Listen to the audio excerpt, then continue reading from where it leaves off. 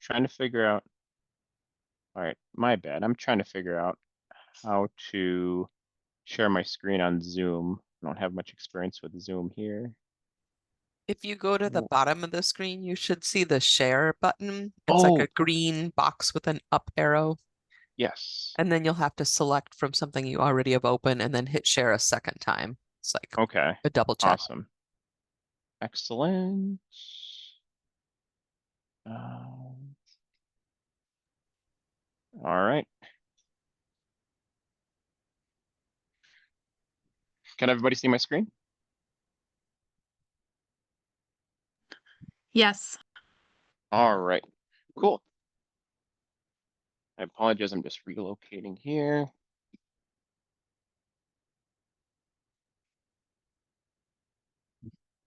Okay. So I think we'll go ahead and get started. For those who don't know me, my name is Ronald, and I am uh, the chair of the Constitution and Rules Committee.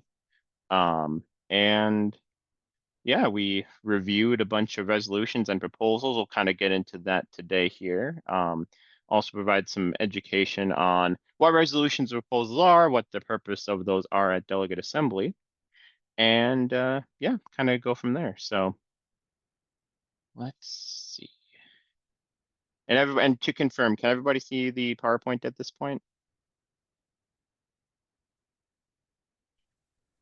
Sure Yes. can. All right. Perfect. Yeah, I'm sharing it as a PDF. When I exported it from Microsoft, it didn't give me the option to do so as a PowerPoint, so I apologize. But yeah, so first and foremost, this recording will be made available on the MAPE site.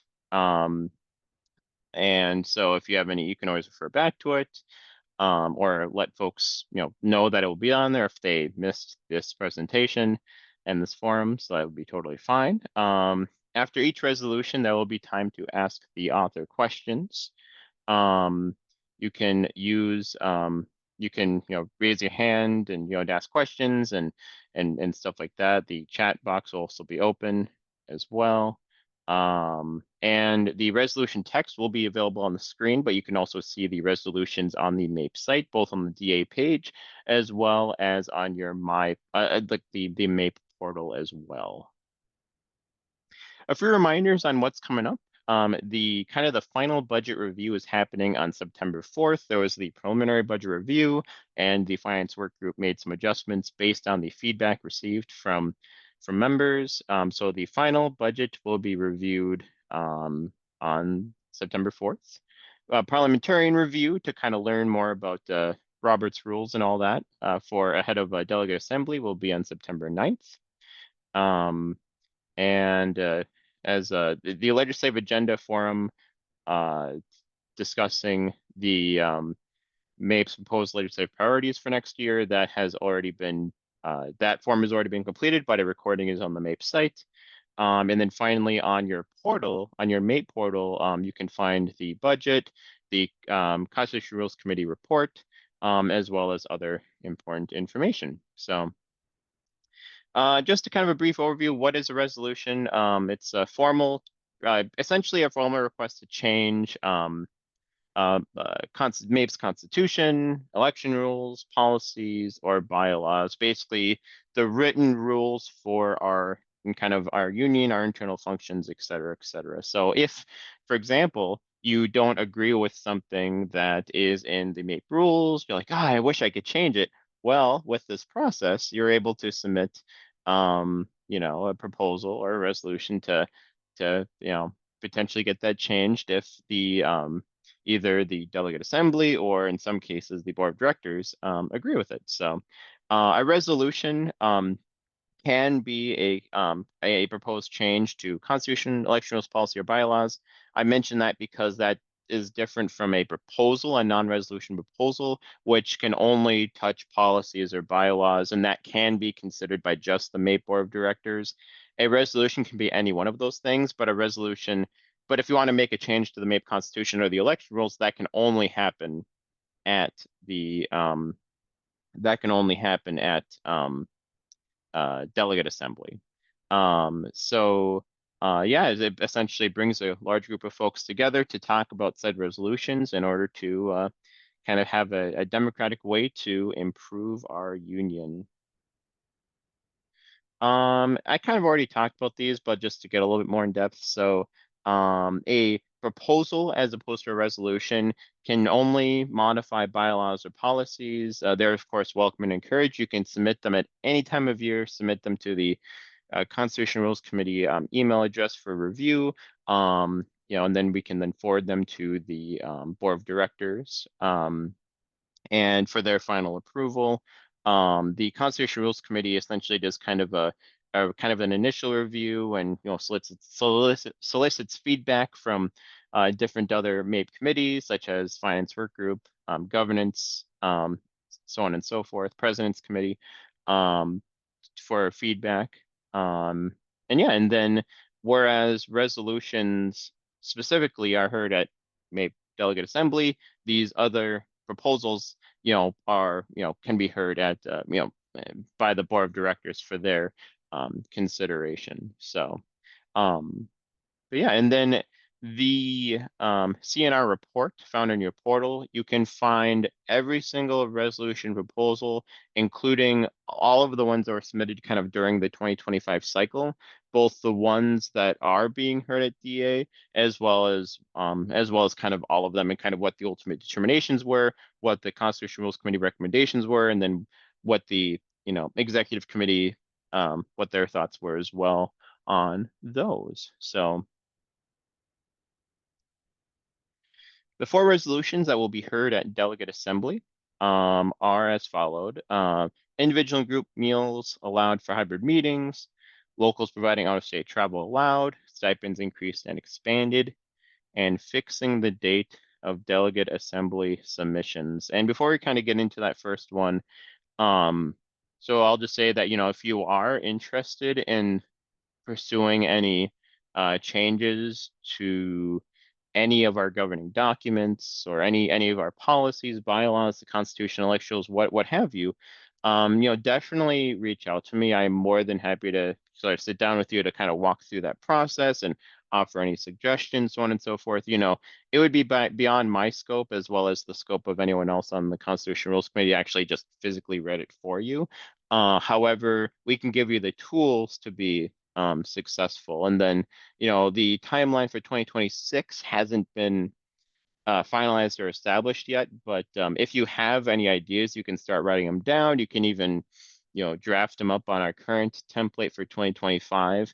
If you want to kind of get ahead of the game, that is totally okay. And yeah, so with that, we'll kind of get into the first one here. So this one um, was written by me. Uh, so I'll kind of just go over it. So individual and group meals allowed for hybrid meetings. And I'll just kind of do a brief overview. So the whereases, if you go to the resolutions and proposals, you'll find that there's like kind of a large section where it kind of has the various points of like kind of whereas this, kind of just kind of establishing the facts and establishing why the author feels that this particular change would be beneficial. So that's kind of what this does here. So to write a little bit of a breakdown here. So um, this proposal, I wrote it and then Local 401's leadership team endorsed it. Local 401, mainly Department of Revenue folks. Essentially, this addresses kind of a situation that we're envisioning will happen as we see more people returning to the office with the return to office mandate.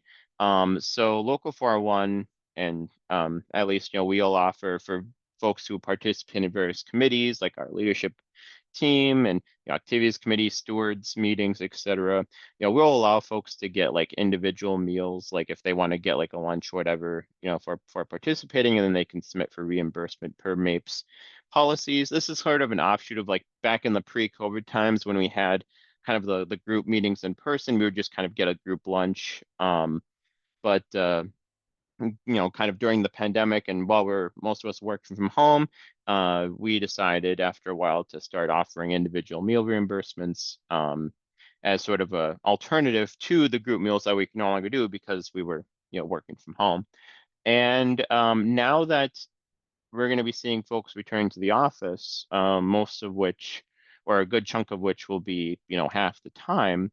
We're envisioning situations where like a part of a committee will meet in person in like a conference room, and then the other part will be like at, kind of at home, because, the other half of the staff, et cetera.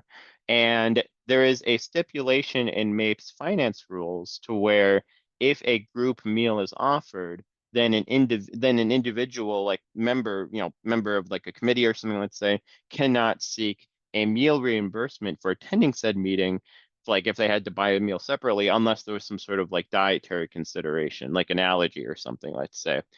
This proposal seeks to adjust the that particular rule to allow an exception for those who are participating in like a hybrid meeting. I did, as the author, and I'll just kind of zoom over to this next slide here. It's kind of the path that this took. I did seek um, feedback, obviously, from the CNR committee who first heard this, as well as the finance work group. And yeah, so this, just trying to think of anything else. But so the full text of it is available in the PDF. That is, kind of if you want to look at like the specific, language change. But I can, of course, go back to any of these slides. I think I'll just keep it on here, one of the other whereas slides. But yeah, I'll kind of open it up. Does anyone have any questions about this particular proposal? Ariel, you have your hand up. So I'm just wondering, just because in our local and kind of our region, we typically use meals to incentivize in-person attendance because we have found that in-person meetings tends to build better rapport, have better engagement, better conversations. I guess my concern here is, it's pretty easy, and not that I've ever done this or any of us have ever done this, but to put a meeting on in the background. And I'm just a little concerned as to proper use of union dues, especially considering like, how are we going to make this transparent to all of our members to take advantage of? And also like for those locals that are already struggling financially, how is this equitable in terms of making sure it's something we can offer statewide members and not just, again, particular locals that happen to have extra funds? So those are just kind of my concerns. Yeah. Those are all excellent questions and excellent concerns. And I will, if I missed any of these, let me see. I apologize. I'll see if I can address all of them. So in terms of the kind of how like meeting etiquette is enforced, that would be based on the governing entity in question. So I wrote this from the perspective of locals. As a local treasurer, we've been, as long as I've been treasurer, we've been offering some sort of meal benefit since I started as a treasurer in 2018. And the vast majority, I would say, I mean, yeah, there hasn't been any issues for how Local 401 is implemented our individual meal reimbursements for folks, for those who are attending virtually. There has not been, at least on our end, any concerns about someone just kind of having something on in the background, then requesting a meal reimbursement thereafter. I mean, obviously that there is that potential. However, that would be sort of beyond the scope of this proposal, and it would be, in my opinion at least, up to the local in question. Because yeah, one of the aspects here is that even if this passes, a local is not obligated to allow for like to spend their own money to pay for like individual meal reimbursements. It'd be up to the local at the end of the day. This just kind of expands the rules to allow that to happen. And if a local leadership team like executive committee wanted to implement rules to like require participation or anything like that, or like a specific amount of participation, that would there certainly be within their right to do so 100%. As far as the equitability point with respect to like like locals with more money or less money, and this is something I'll probably repeat in a different, because I have multiple proposals. Something I've heard sort of not ad nauseum, but I've heard a lot from members of the board of directors is that they want folks to, request more money for their local if they feel that they're starting to run low and they want people to actively spend down their funds. Like I believe as a whole, MAPE, all of our locals, I think in aggregate has like over $1 million on hand, I believe.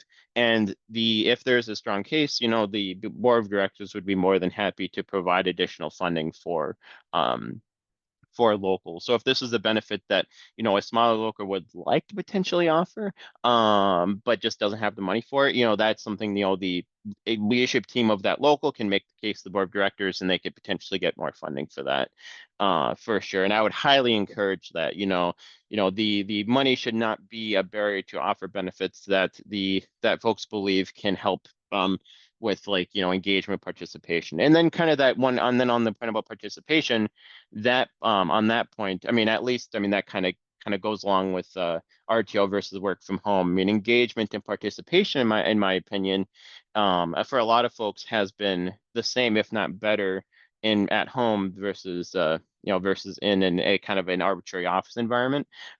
So kind of at least the perspective we've taken at 401 is that, the meetings and kind of the meals that one can get from said, participating in said meetings, that's not going to be valued differently if you're participating in an office building versus in your own home. That's kind of the perspective we took. However, locals can of course handle it differently. This just expands the rules to allow locals to do it. Doesn't necessarily mean that they would need to do so. I think I addressed all the concerns. Or all the questions. Oh, and I'm just taking a look at the chat here. Are there options for having a how to write a resolution training? That is something I've been contemplating and something I would like to host in like January, February, or kind of sometime early next year. Nothing's on the books yet, but it's something I would like to host for sure. And I apologize, there's a lot in the chat. I know I'm going to miss something. Is there anything else someone wants to verbally ask at this point before we move on? I know I also want to be cognizant of time constraints. Christine, you have a question. Hi there, Ronald. Thank you very much for this. I think you may be scrolling down in the chat, which is awesome. It's further up where somebody made a comment and then it's all nested underneath it that you may have missed it. Some of the points Okay. were, I think it kind of starts with Cass Filbert asking about, is this for leftovers or how does this all work? Anyway, you might want to start there. Okay, I think what I'll do just for time's sake, I'll probably go back and review this all later and see if I can take some of this in mind or whatnot. I just want to use the rest of this, especially because we have other proposals to get to, but for sure. And I think I'll take just one more for now for this one.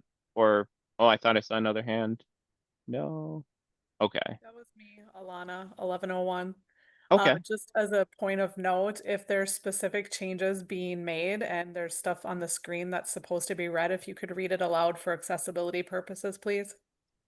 Yeah. The specific language that's being adjusted or proposed being adjusted is not a part of the PowerPoint. But the only the whereas clauses were and the resolved were added to the PowerPoint, but the specific language is in the is on the website. And if would someone be able to link that to, from the website, please? That'd be awesome if someone could do that. And then Christine, really quick. Yeah, one more thing is I want to mention for folks who haven't been through the process of being at Delegate Assembly, and you can describe this better, Ronald. There's a lot of discussion about these resolutions there. So there'll be lots of points made for and against. There's opportunity for all of that to occur there. Thank you. For sure, 100%. Sorry if this all feels rushed. I just want to make sure we get through everything. And thank you. That was an excellent point. I think we're going to move on.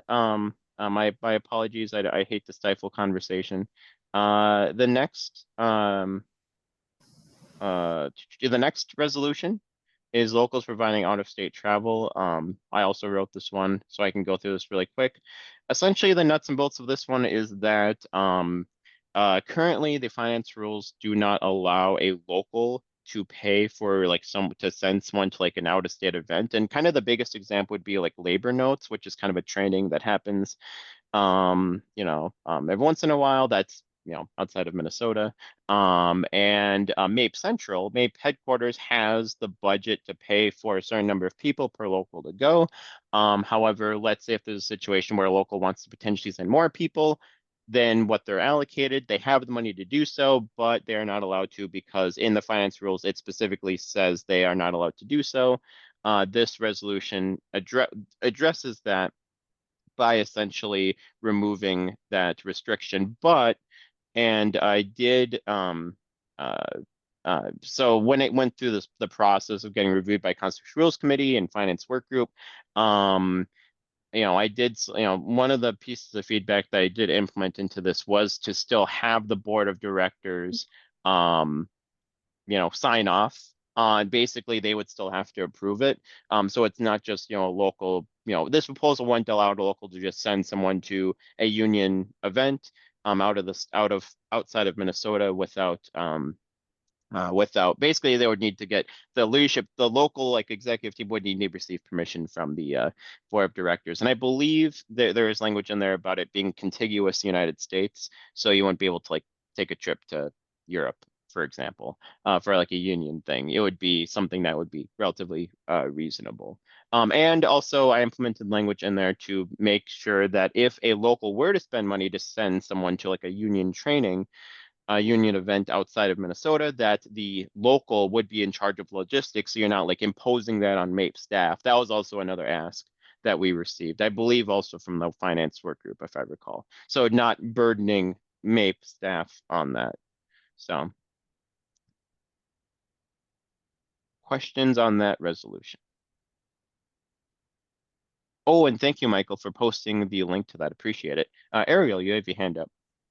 Yeah, so just like my kind of last concern with the last resolution as well is like, how are we going to, if this goes through at DA, how are we going to ensure transparency so all members are able to be aware of this information, as well as to, like, is there a process on, if a general member wants to attend, say, labor notes, like you mentioned, is there like a formal process that they would have to go to? Could they just go to a meeting and say, hey, I'm interested in this? Like, have you kind of looked at how we're going to ensure that members are aware of these benefits, as well as like the process of, just a general, even if they're a steward or something and they're like, hey, I heard about this, how do I get in? Is there kind of that framework, so to speak? Also an excellent question. I appreciate that. So at this point, have like that kind of that formal framework is outside kind of the realm of what's addressed in this particular resolution. It would essentially, I would envision, at least for example, for Local 401, which I'm the treasurer of, it would be something to where, like, let's say if there were some members who potentially wanted to go, we would, in theory, if this were to pass, the beyond, like, if there were extra people who want to go beyond what MAPE Central had the funding for, I would envision that we would open that up, potentially ask members if they would like to participate and kind of go from there. But there isn't but this proposal doesn't have like a formal framework. It would be left up to the locals to, first of all, to decide if they want to do it, because just like with the previous proposal, they won't have to offer this they won't have to, spend this money this way. It'd be ultimately up to them. But two, if they were to do this, it would be up to them to kind of sort out the details on any particular event, whether it be MAPE or not, whether it be labor notes or any other, union related event. So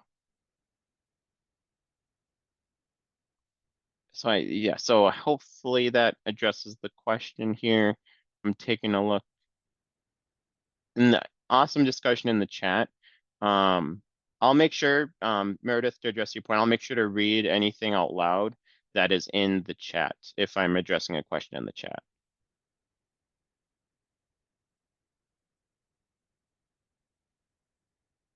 Oh, I'm not sharing my screen anymore. No, Okay. you are, Ronald. I think it was just somebody. You are sharing your Oh. screen.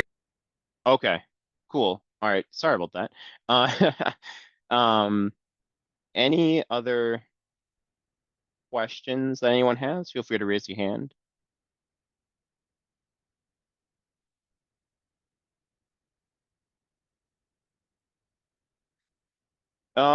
Nate, to address your question, how many out-of-state events are there? We have a real business need to actually attend annually. I mean, that's the thing, like the one that comes to mind for me is labor notes. Like basically, there are various like, like trainings for like union activists to attend. And as Liz is saying, yeah, so that's every 2 years. As far as other events, I I know that there are some other ones I can't think of them off the top of my head. But this proposal would essentially allow um allow the option for locals to send extra people on their own dime if they if they would like essentially. So, but yeah, so there isn't like a ton to my understanding, but there is more than just labor notes to my understanding. Carolyn. Hey, Ronald. Hi. Um, Locals could still request money from Central to attend this, correct? Yeah, so if this proposal fails, so it's sort of in the status quo, the finance rules are specific when they say that are specific the finance rules specifically say that locals are not allowed to pay for out-of-state travel. So in that type of situation, like let's say if we were to go to the board of directors and be like, hey, we want to send extra person to labor notes, the board of directors would have to approve them being the board of directors funding that extra person to go. So it would not, so yeah, so it would not it can't come out of the local budget at all. Um, Hopefully I addressed the question.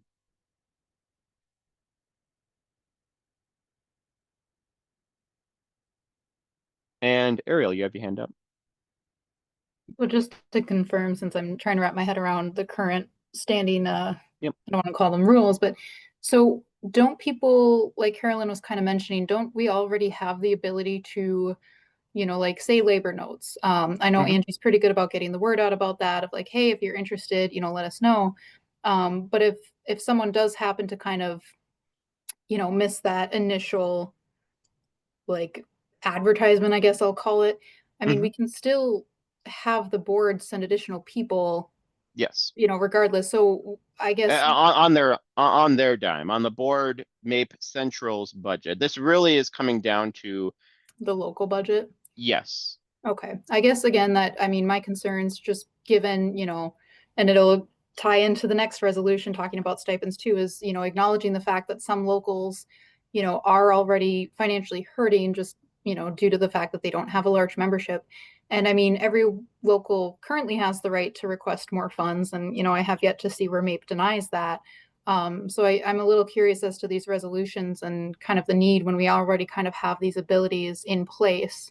What really makes the difference other than the fact that it can come from local, but again, acknowledging for those locals that don't have the funds, I feel like it almost creates an inequity amongst the locals Mhm. and could potentially be limiting or even like cause resentment amongst locals of like, well, that local got to send, 3 people to labor notes. How come we can't send anyone? How come, Mhm. I don't want to create inequity in trying to create equity. Like I'm kind of trying to get the bigger scope of all of this to Right. make sure I understand it correctly.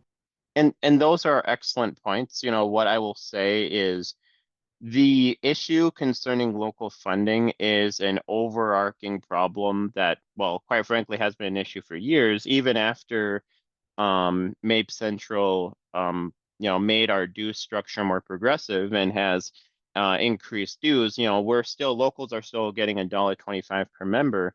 And, I know there have been proposals in the past. There's even, if you look at the packet of which includes the Delegate Assembly CNR report, one of my resolutions, which I ended up withdrawing, was one that would have that would have increased local funding. And I won't get into the technical reasons. That's why I withdrew it this year, but I'm working kind of on one alongside a member of the finance work group to potentially have a kind of a new and improved one that addresses various concerns for 2026.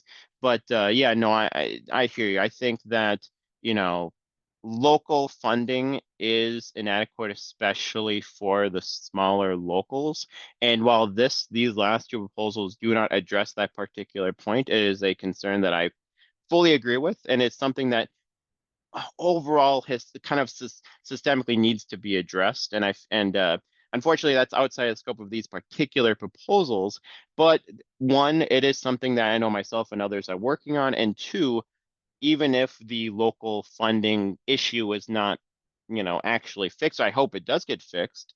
But even if it doesn't get fixed, we still kind of come back to the fact that the MAPE board of directors at the end of the day is still, you know, willing to entertain, you know, requests for additional money. So if there is something that a smaller local with less resources, less money in the bank, less money kind of coming in monthly, wants to do, but they are restricted due to how much money is in their account, it is something that a local, you know, leadership team, for example, they can, you know, make that request to the board of directors, and they can, you know, and the board can, you know, consider it. And as was mentioned before, like I'm not familiar with the situation where the board actually said, no, we're not giving you more money. So so I think that the equitability issue is real.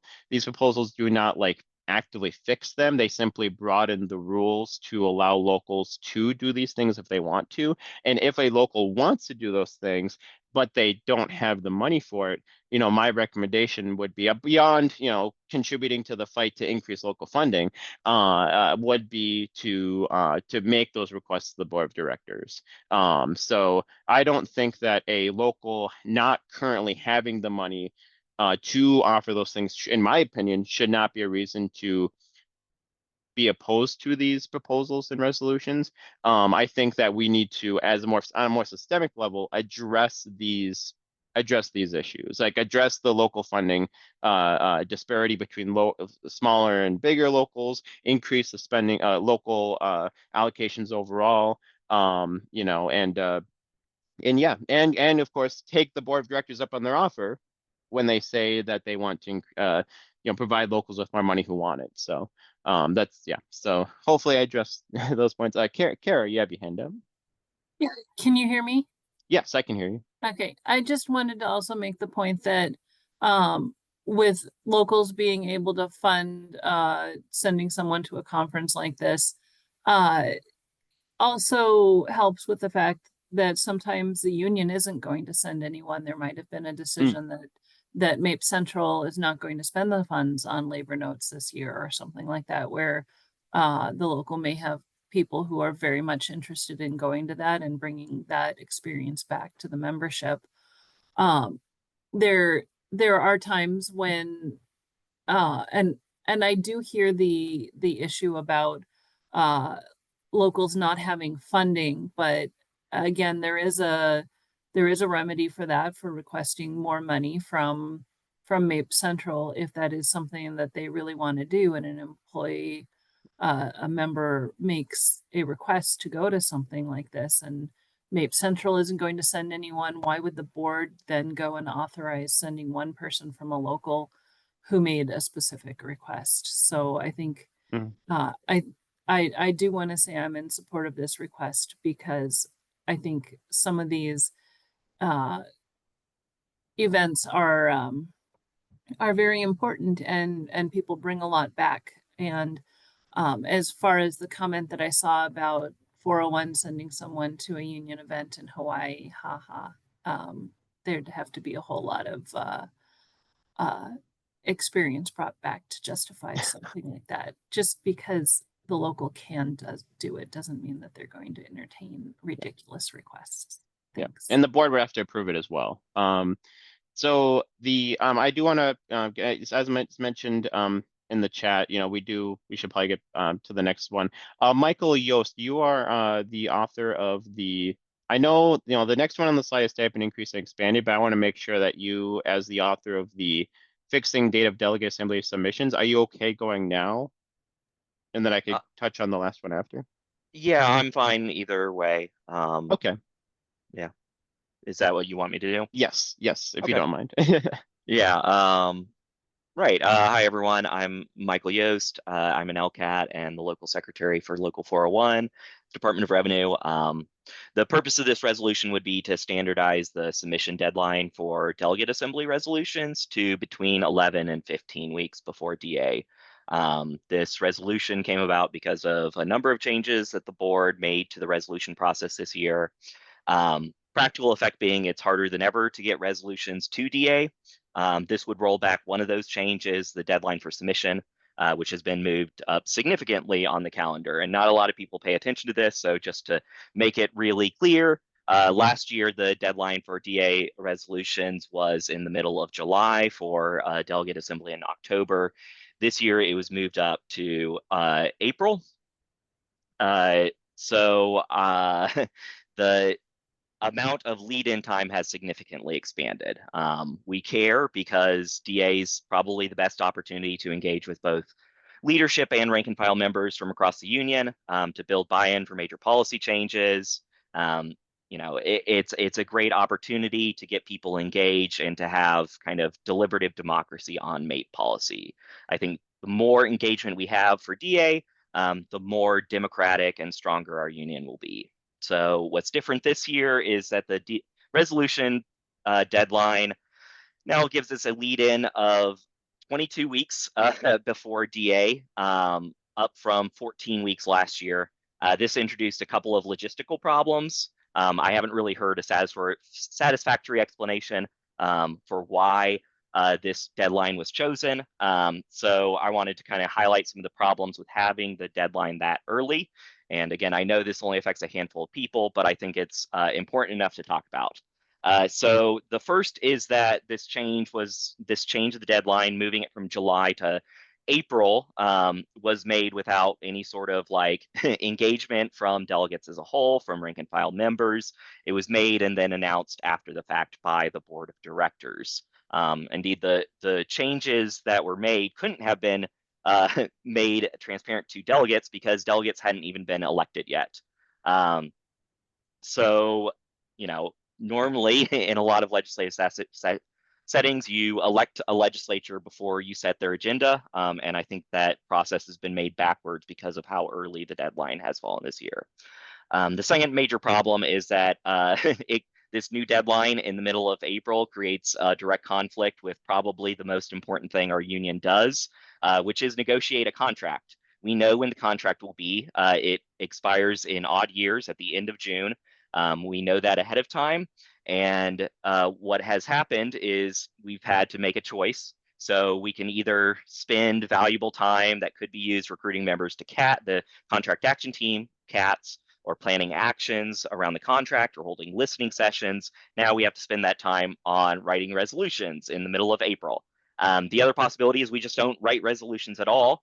Both of these, I think, are very negative outcomes. So the new deadline has kind of created this problem where they don't need to exist. So those are kind of my two major complaints. It interferes with contract work, and it was kind of done without buy-in from delegates. I think delegates who attend DA should have a say on policies affecting DA. For the sake of fairness, I want to address the kind of like stated rationale for this. It wasn't just done like on a lark, willy-nilly. I don't want to make it sound like it was done for no reason at all. So my understanding is that the idea behind this was that directors wanted more feedback to be given to resolutions prior to delegate assembly. So if they're submitted earlier, the thinking goes, well, you would have more time to get feedback. I don't think that logic necessarily holds up.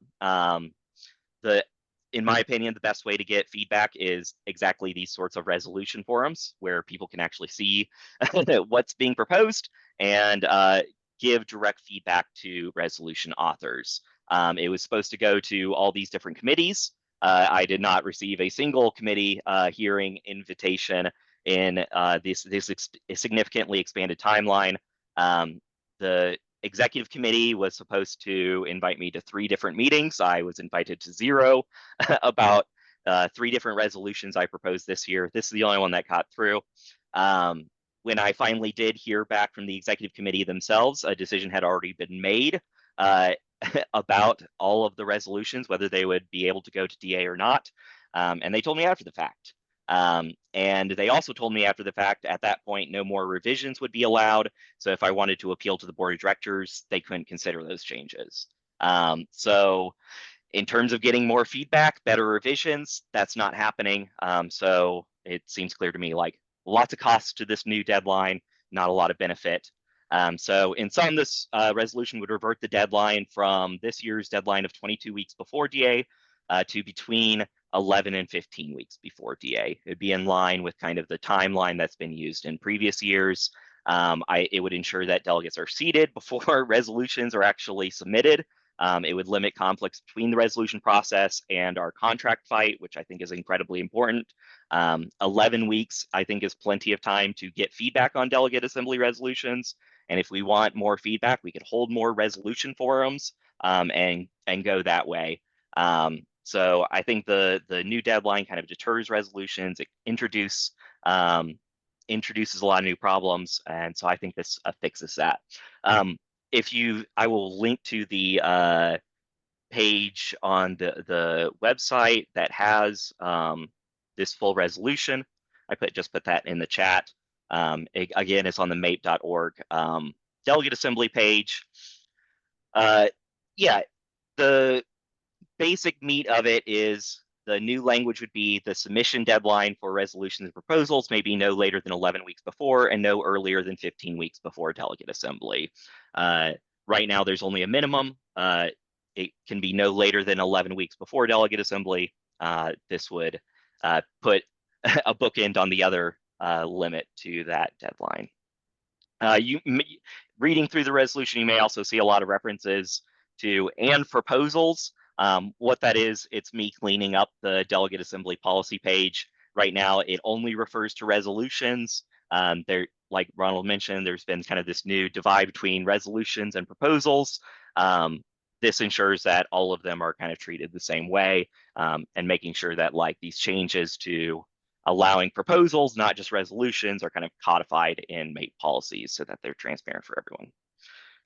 I have a couple minutes if y'all want to ask any questions, but yeah, thanks for sharing your lunch hour with me.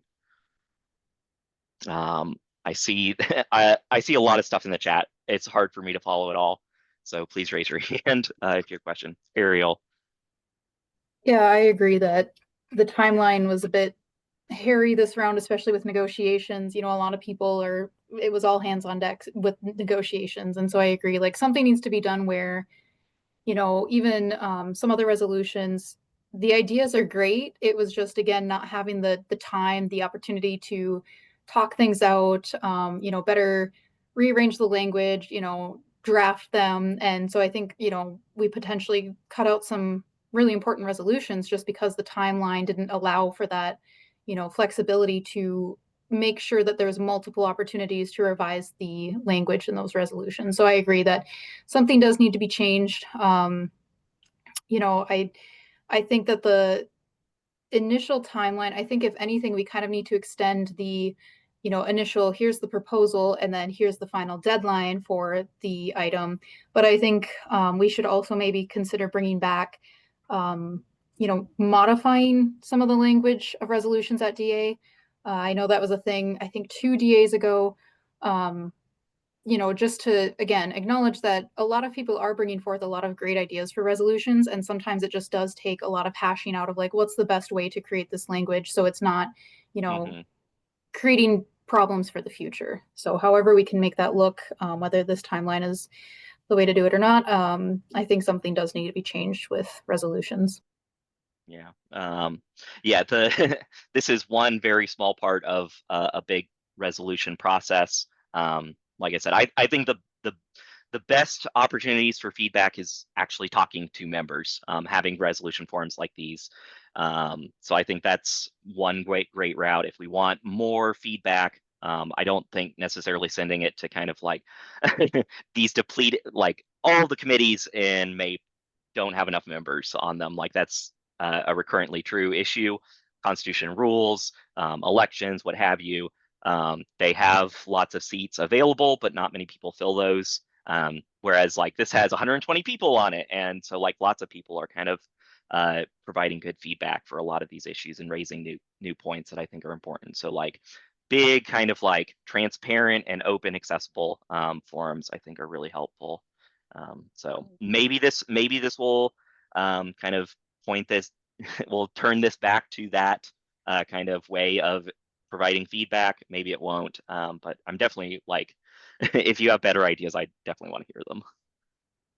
Can I really quickly address, there's a comment left by Haley. I'll read it. So for those for accessibility, something definitely needs to be done about the amount of resolutions that were denied. As the chair of the CNR committee, I 100% agree.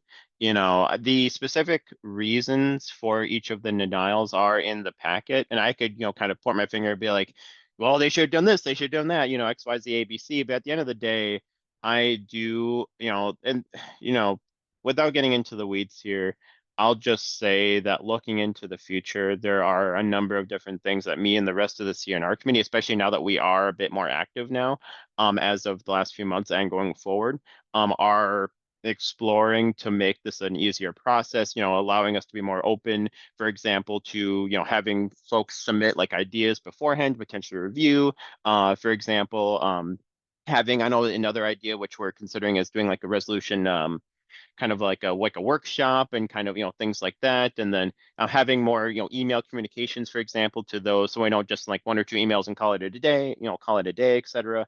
You know, because at the end of the day, like we don't want to be perceived as, you know, gatekeeping or just like being the ones to be like, oh, we don't think it's ready for debate, so on and so forth. Obviously, CNR doesn't make a final determination that goes to the executive committee, but we want to ensure or to make it easier going forward to where, you know, resolution good, what are otherwise potentially good ideas aren't just stopped for like procedural reasons, right? So I 100% agree, for sure.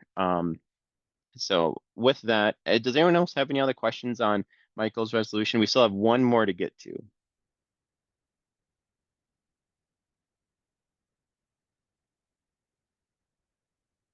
If not, I think we'll turn to the next one. I know I do see a lot of folks in chat. Excellent conversation. I'm sorry we can't address everything.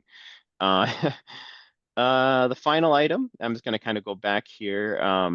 I just wanted to ensure Michael had an opportunity to chat, to talk about his resolution. So the last one is on stipends increase and expanded. So kind of to talk really briefly about kind of the status quo. A lot of locals actually don't know this, and like, you know, it was only fairly recently that MAPE Local 401 actually imposed our own or had our, you know, developed our own stipend policy.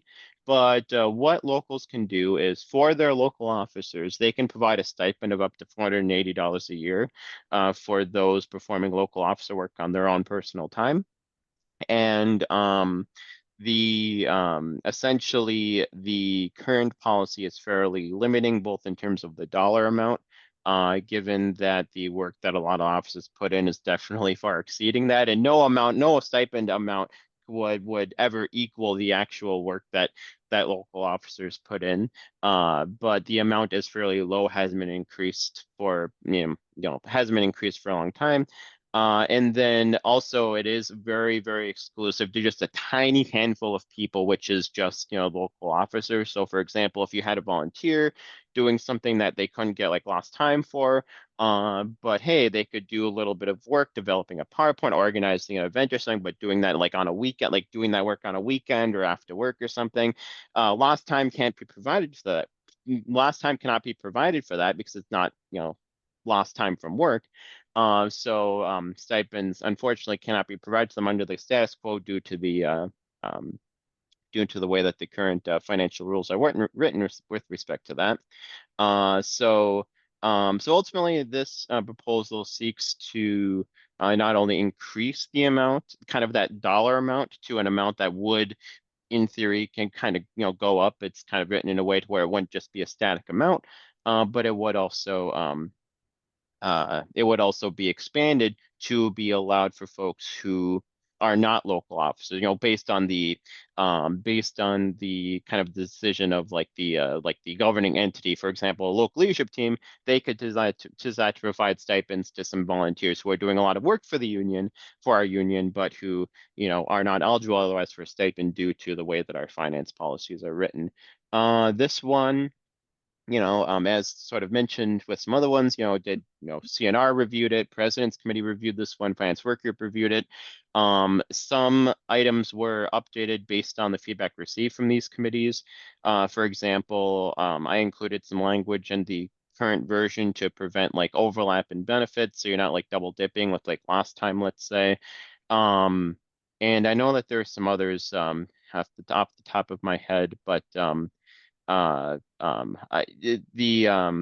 yeah, but potentially we can get into those depending upon the questions. But I know for this one, as well as all the other ones that I wrote, and then also for Michael as well, if there are any questions that you want to actually talk to us kind of one-on-one, for sure, especially with the time constraints, you can definitely reach out to us. But before we get to the final kind of concluding slides, does anyone have any questions or items? I will say, yeah, Ariel, you have your hand up.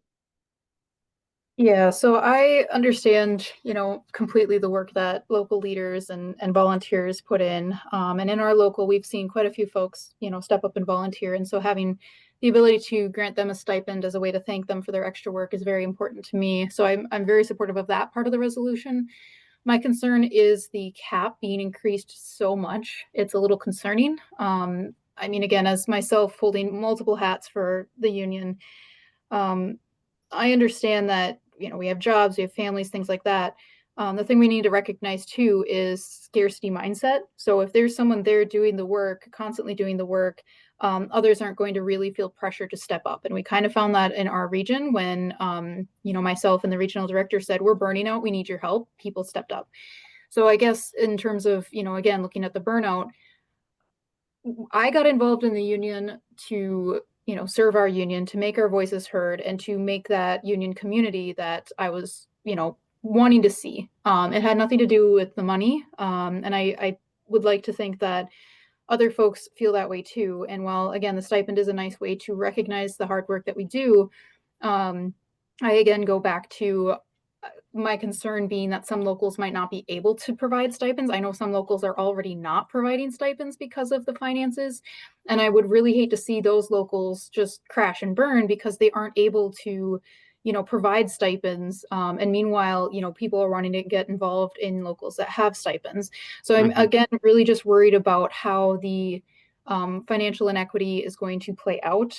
Again, I know that there are ways where we could seek more money from, you know, MAPE Central, but I'm just a little concerned as to the, you know, incentive itself. Are we doing union stuff because we want to see our union grow? Are we doing it because this is something we're passionate about? Or is this something where my real concern is people, you know, sitting in a position, not doing anything and taking the stipend and going with it? We kind of saw that with our local, where, you know, some of the former local leaders didn't do anything. They took the stipends, they all left, and then those of us that stepped up didn't receive a stipend. And again, not that I care, but it's one of those things of, I just want to make sure that if members are paying dues, that those dues are used properly, equitably, and, you know, aren't just taken advantage of. Like, what are we actually doing in order to earn our keep if there's that high of a stipend? So those are just kind of some of my concerns. Is I guess I want to make sure that there's accountability. And I know I brought that to the LPC meeting, the local presidents meeting. And I'm just not seeing that feedback addressed anywhere. So I'm a little bit concerned as to what's kind of incentivizing this resolution. Yeah, so I mean, a lot of the points, I know we're just about at time. I guess to address that final point, a lot of the points that you raised were kind of already addressed with some of the other proposals, but as to the question like what's incentivizing this resolution particularly, it's the fact that, you know, as leaders in our local, you know, we're kind of, you know, limited in what we can actually provide to volunteers who do put in a ton of work. And we're not saying that we want to provide like, you know, an equivalent of someone's wage for the entirety big. Regardless, you can set the stipend amount to any dollar amount. It's never going to actually equate to the actual value of the labor provided. There is a huge volunteer component regardless, and no one or hardly anyone, if anyone, is doing this for like a financial incentive in mind. I just want to be able to, as a local leader, be able to provide or be able to request from our local leadership team the ability to provide stipends for those who are taking time out of their evening from their families on the weekends, et cetera, organizing events or you know, helping out on behalf of locals or whatever other governing entity within our union for sure. I do think, as mentioned before, we do have systemic financial, you know, kind of concerns as with respect to local funding. I know, to address a question really quick in the chat, someone did ask, why are some locals not as able to afford expenses? Don't we all get the same amount per member to the local? The answer is yes. You know, it is based on the dues paying members. However, some locals are smaller, some of them are larger. So some don't have as much reserves for various factors. So yeah, so no, so it's not equal. So some may have tens of thousands on hand, some may have less. But, you know, I kind of go back to the point that one, you know, we do have some systemic issues to fix, which I hope to do in a future resolution. Number two, you know, the board is also there to assist financially if a local can. So I know that there are a lot of other points I know this is a nuanced conversation. I know we are just at time, and I'm sure you guys are sick of me talking. Kara, I apologize. I know you have your hand up. I'm just going to really quickly get to the final slides here. So the wrap up, so this presentation will be posted on the MAPE website.